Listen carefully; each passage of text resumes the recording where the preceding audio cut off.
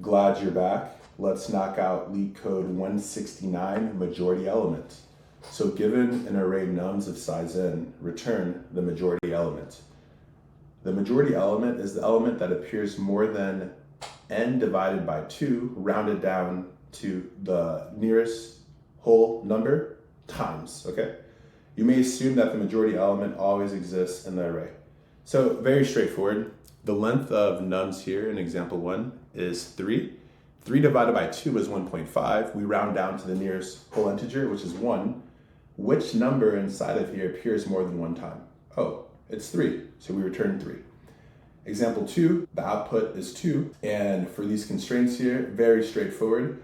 Thankfully, the majority element will always exist, okay? And the follow-up here is we're going to solve it in O of n space, and then I'll show you how to solve it in O of 1 space, the most optimal approach, okay? So to the drawing board we go, and let's discuss the O of n space approach. So essentially the O of n space approach, so I'll just label it here, so the time complexity is still O of n. The space though is O of n, which is not the optimal solution, but I'll show you how you approach it. So we have a hash map, okay? And let's use our first example. What we're gonna do is we're gonna get the frequency count of each num inside of our nums array. So very straightforward, we iterate through and we update our hash map. So 3 has a frequency of 2, right? And then 2 has a frequency of 1, right? Then we iterate through our hash map, right? And then at each key, we check its value, okay?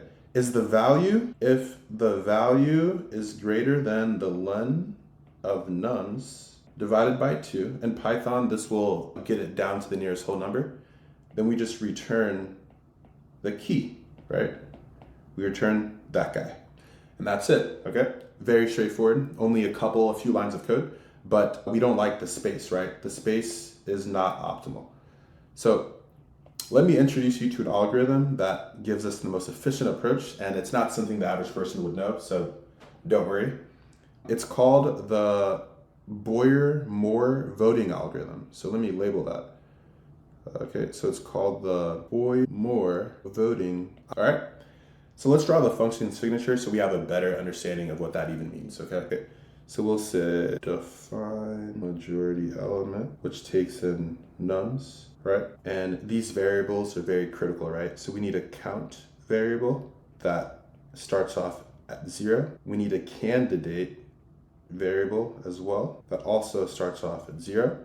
What we're gonna do is we're gonna iterate through our given nums input. So for num and nums, if the count is equal to 0, we are going to update it to be equal to 1, and we're going to also update our candidate now to be equal to that current number inside of our nums array right here, okay? All right, the second condition is elif the number, okay, so let's clean that up a little bit more. Yeah, so we say elif the num is already equal to the candidate. In that case, what do you think we do to the count? Okay, so if you said count plus equals 1, you're correct, okay? So the third case is the last and final case, which is the number is not equal to the candidate. What do you think we do to count? We just decrement it by 1, okay? At the very end, we return the candidate, right? Okay. All right, let's walk through this so it makes sense. I'll just use this num here. So visually, it locks in your brain, okay?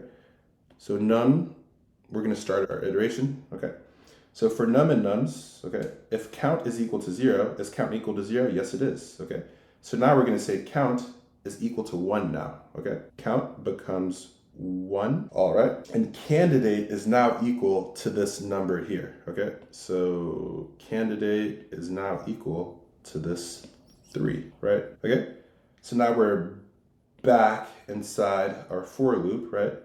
So we're back here and we need to now update here. So is count equal to 0? No, count's equal to 1, okay? So we don't hit this case, okay? But what about this case? Is the num equal to the candidate? No, the num is equal to 2, candidate is equal to 3. So this case doesn't hit, but this case hits, right?